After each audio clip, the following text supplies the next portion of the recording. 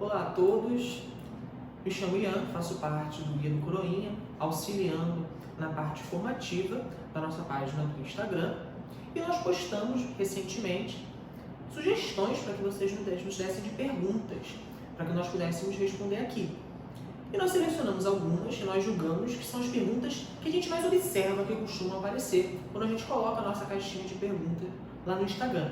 E a gente preferiu responder essas perguntas em vídeo para que fique claro que vocês possam estar colocando sempre perguntas novas para a gente quando a gente coloca lá no Instagram. Não ficar sempre aquelas mesmas perguntas repetitivas. Então, aquelas perguntas que normalmente mais aparecem, que a gente julga mais interessante responder aqui, a gente selecionou e vamos estar respondendo aqui em vídeo para vocês, tá bom? Nós vamos começar então com a pergunta do Valvarez 1994. Quais cores de batinas de acólitos cerimoniários tem? E quais são os significados? Gente, sempre que a gente fala da questão de paramento litúrgico, em relação aos ministros leigos, a gente precisa ter em mente que não há nenhum documento da Santa Sé, da Congregação para o Culto Divino e Disciplina dos Sacramentos, que dê as diretrizes de quais são os paramentos litúrgicos em relação à cor, a tipo, que os ministros leigos devem usar no serviço litúrgico. Não existe. Existe, claro, as orientações para os ministros ordenados. E algumas coisas daí a gente vai tirando para poder colocar também nos ministros leigos e, claro, também de acordo com a tradição local. Então, quando ele pergunta para a gente quais as cores de batina que existe, geralmente a gente observa o quê? O vermelho ou o preto. Em alguns lugares tem o costume do azul ou do violáceo, mas a gente não consegue colocar uma norma. Existem vários tipos porque isso varia de acordo com a tradição local. E quem é que vai decidir qual vai ser o tipo de veste? Qual vai ser a cor da veste que o coroinha, o cerimoniário, vai usar? O bispo local, de acordo com as orientações das conferências episcopais, e o pároco. É o pároco que vai ter o poder de decisão, de acordo com as orientações do bispo, para poder decidir quais serão as vestes que o seu coroinha, o seu cerimoniário, irá usar. Tá certo? Então, com relação a significados, quando ele pergunta também, a gente observa que, por exemplo, o vermelho. É muito comum a gente observar coroinhas e cerimoniários usando vermelho, porque o vermelho recorda a cor do martírio, porque o nosso padroeiro, São Tarcísio, ele é um mártir. Por exemplo, o preto vem da tradição da veste talar do clérigo. Então, ou seja, existem vários significados, várias cores possíveis. Existem paróquias, por exemplo, que a gente observa os acólitos usando a cor variando com o tempo litúrgico. Então, existem várias possibilidades. O que vai dar a diretriz, se o acólito, o coroinha ou o cerimoniário vai usar uma cor X, ou um tipo de veste, ou túnica, batina sobre o peniz, quem decide isso é o pároco, de acordo com as orientações do seu bispo local e das conferências episcopais. Tá certo? A nossa próxima pergunta é do Heitor.costa. Ele pergunta, se toca o sino na quaresma? Gente, existem muitas informações muito erradas sobre as tradições litúrgicas da quaresma. Uma delas é com relação à proibição de tocar o sino, a sineta ou o carrilhão.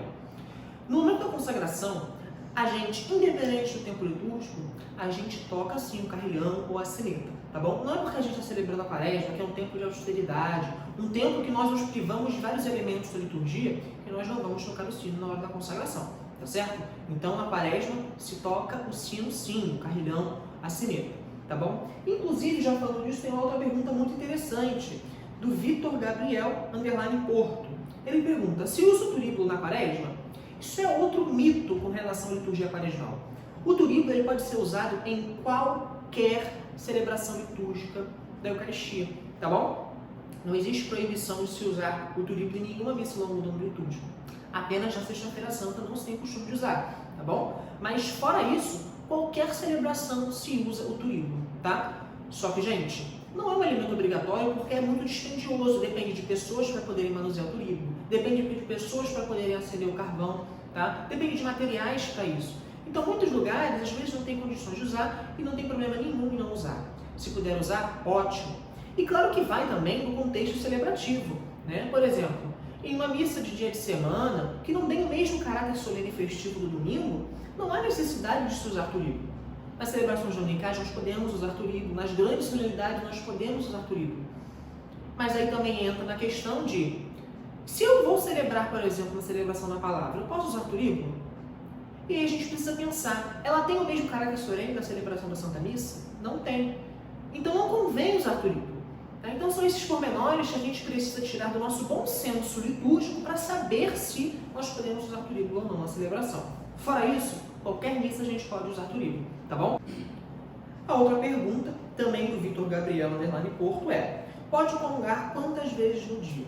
Gente, de acordo com as normas canônicas, nós podemos comungar até 2 vezes ao dia participando da Santa Missa, tá bom? Isso não sou eu que estou dizendo, são as normas canônicas da Igreja, tá certo? Então, até 2 vezes no dia participando da celebração da Santa Missa, ok? Outra pergunta também do Vitor Gabriel _ Porto: pode bater palmas na missa? Gente, isso é uma pergunta muito polêmica. Eu não posso dizer nem que sim, nem que não. Sabe por quê? Porque a celebração da Santa Missa, ela segue vários ritos, várias normas litúrgicas. Tudo aquilo que não é previsto nas normas litúrgicas, naquilo que está prescrito no missal, nos documentos litúrgicos, a gente não faz, tá bom? Nós seguimos aquilo que a liturgia prescreve. Não há, em nenhum momento, a prescrição das palmas, não há. Então a gente prefere, então, não fazer, tá bom? Então, nesse ponto, não podemos bater palma na missa. Não é coerente, porque não é previsto. Mas existe também possibilidades de que o costume local, a cultura local e a liturgia, ela precisa ser enculturada, ela precisa estar nas raízes daquele povo, daquela comunidade. Em muitos locais, as palmas têm um significado de adoração, de veneração. Então, pode-se bater palmas na missa? Nesses contextos, sim. Porém, em locais em que não há esse costume, em que as palmas não têm esse significado, não convém bater palmas, tá bom? Eu não bato palma na missa, tá bom? Eu não acho coerente com a celebração litúrgica, não é previsto, então eu não faço. Então essa é a nossa recomendação, tá bom? O fr.joão.sac nos perguntou: qual o verdadeiro sentido do sacerdote purificar as mãos durante o ofertório da missa? Gente, se a gente parar para escutar aquilo que o sacerdote profere, as palavras que ele profere quando ele está purificando as mãos, ele fala o seguinte: lavai-me, Senhor, as minhas palmas e purificai-me dos meus pecados. Então isso é um simbolismo para que o Padre esteja purificado das suas falhas para poder estar ali como o outro Cristo e consagrar a Eucaristia e verdadeiramente corpo e sangue de Cristo, tá certo? Então esse é o contexto, esse é o significado. E a nossa próxima pergunta é do Caio _ Passout. Ele pergunta: quais seriam bons fatores para sermos cerimoniários? Gente, existem vários fatores. Primeiro, uma idade, né? A gente não pode pegar um coroinha que já daria um tempo servindo, mas que ele é muito novo. Não, eu recomendo sempre a partir de uns 15 anos, né? Se o coroinha for bastante maduro, pode ser antes, tá? Mas essa é a idade recomendada. Segundo, boa vontade. Porém, não basta a boa vontade. O nosso desejo de servir exige de nós, enquanto cerimoniários, várias coisas. A primeira delas é a dedicação. E a dedicação, ela surge a partir de uma paixão, de um amor pela liturgia. E isso exige de nós também estudo. Sempre que vocês perguntam quais são as recomendações para quem está começando, eu sempre digo: estudar a liturgia. Não basta boa vontade, não basta chegar na igreja, entrar na sacristia, colocar uma roupa bonita e você não entender absolutamente nada daquilo que você está fazendo. Então, estudar, ter espiritualidade litúrgica, entender aquilo que você está celebrando, compreender o culto litúrgico, tá? Então, essas são as coisas primordiais. Estudar, dedicar-se ao estudo da liturgia. E com isso, compreendendo o contexto celebrativo, você tem uma profunda espiritualidade litúrgica. A nossa próxima pergunta é do sempre _ imaculada _ Pergunta o seguinte: as alfaias são todos os panos usados na liturgia ou apenas os que ficam em conjunto no cálice? Apenas os que ficam em conjunto com o cálice, tá? E quais são as alfaias? O sanguíneo. Em cima do sanguíneo fica a patena, né, com a hóstia principal da celebração a ser consagrada. Sobre ela, um paninho mais duro chamado de pala, que serve para proteger o cálice ao longo da celebração. E sobre ele, dobradinho corporal. Corporal é um pano grande, né, que recebe esse nome justamente porque ele fica embaixo de tudo. Ele é aberto sobre o altar e fica embaixo das âmbulas do cálice, tá? Evitando que partículas caiam sobre a toalha do altar e que essas partículas se percam, tá? Então o corporal ele fica em cima da pala. Então a ordem seria corporal, pala, patena com a hóstia principal da celebração a ser consagrada, o sanguíneo e o cálice.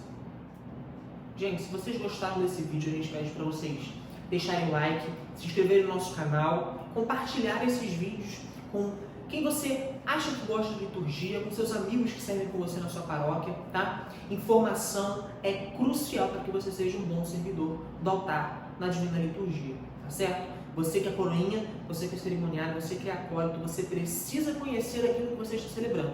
Você precisa estudar. Então a nossa informação, as nossas informações aqui, elas são justamente para isso. Beleza? Então a gente conta com vocês. Nos procure nas nossas redes sociais, compartilhe esse vídeo, deixe um like e se inscreva no canal.